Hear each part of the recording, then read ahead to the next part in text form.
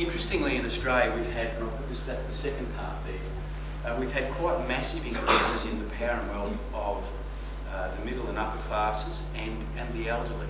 We've actually had quite a significant transfer of wealth from younger people, I'm saying under 40s here, to the over 40s.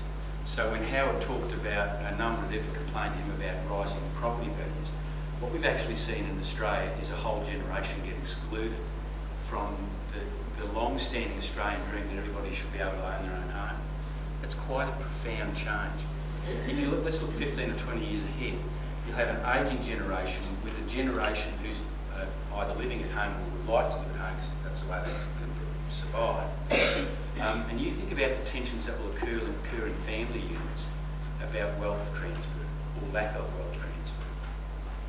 You might remember I talked this morning just on the way here with Jenny about mother and son. You know, one of the issues for Arthur, of course, was that he was trapped at home with mum, and she owned the house, you might remember. That's actually, that will be happening increasingly in our society, and hey, it's going to be a big job here for social workers, right? Mending all these fractured relationships, that's the upside. Okay. We also know that, look, family structures have changed significantly, and very, very rapidly, even in the last 20 years. And there's a continuing evolution, notwithstanding the baby boom that's occurred.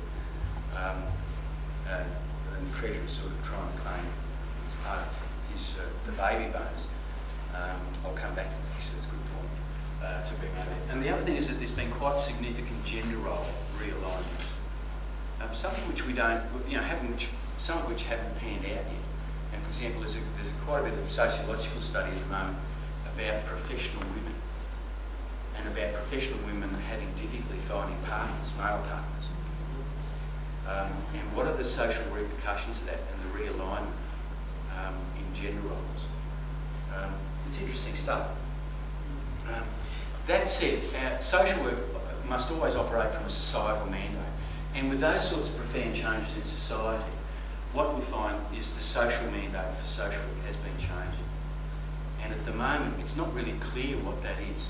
It's messy, it's ambiguous, but we do know it is changing, and that the role and the function of welfare in society is changing quite rapidly.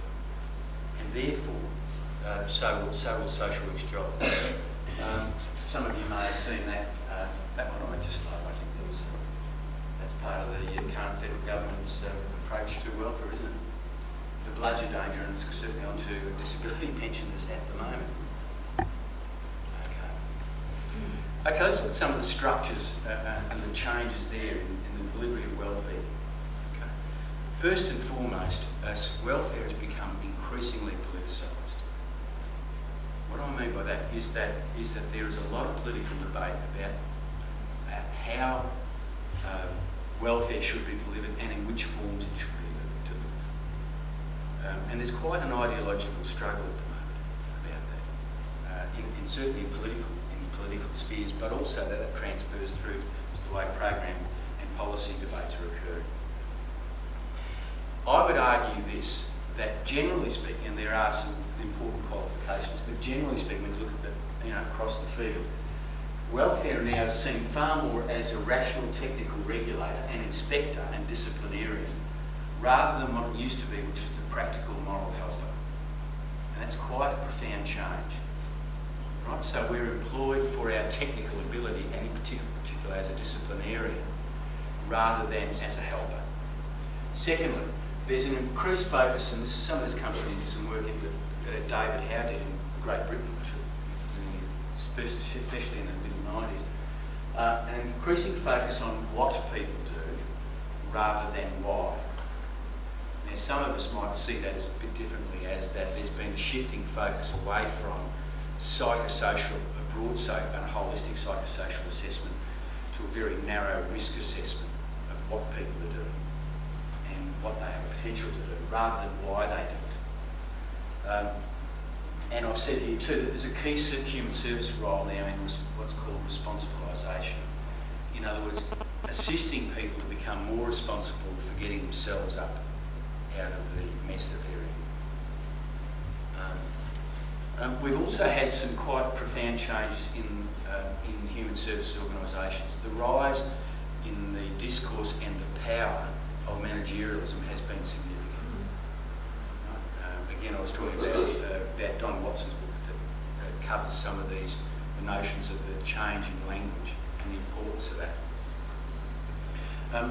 David Howard argued that with the increased strength and power in managerialism, there's been a consequent dip in the power of professionals. And it's not just social, it's actually social in a range of human service professionals, including physiotherapists, psychologists, etc. There's also been, in parallel way, rises in legalism, where increasingly case decisions are looked through a legal framework. So rather than looking at what's the outcome for people, it's about what the legal risks are.